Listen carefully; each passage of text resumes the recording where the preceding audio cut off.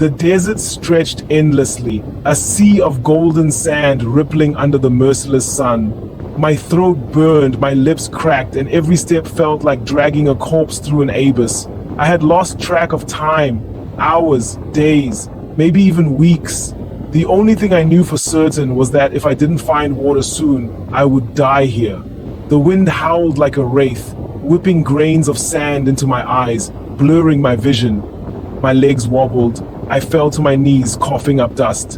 And then, in the haze of my exhaustion, I saw it. A small wooden kiosk, standing alone in the middle of nowhere. It looked ancient, weathered, out of place. But more than anything, it was real.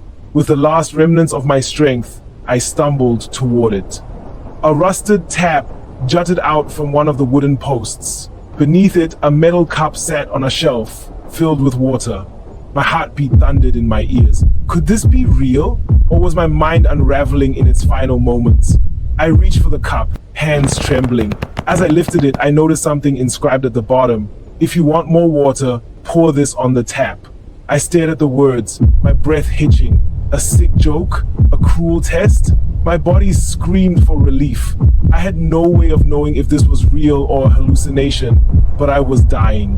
Every instinct told me to drink, and yet the message, a battle raged inside me. Was I willing to risk it? Was I willing to waste the only water I had on something so absurd? But what if it was true?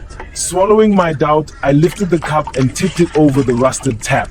The water splashed against the metal, vanishing into the dust. My heart pounded. I waited. Silence. Then, with a groan, the tap trembled. A violent shudder ran through the kiosk. Suddenly, water gushed forth in a powerful stream. Crystal clear, endless. I gasped, falling back as it poured onto the ground. Relief flooded me. I scrambled forward, cupping my hands, drinking in deep, greedy gulps. The water was cold, pure, nothing like I had ever tasted before. My parched throat sang in gratitude. In that moment, I realized the test had never been about the water.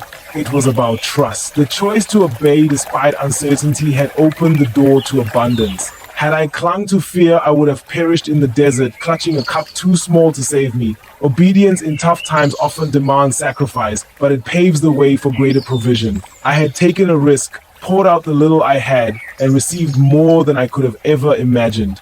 With renewed strength, I rose, knowing that faith and trust would always lead me to what I needed most.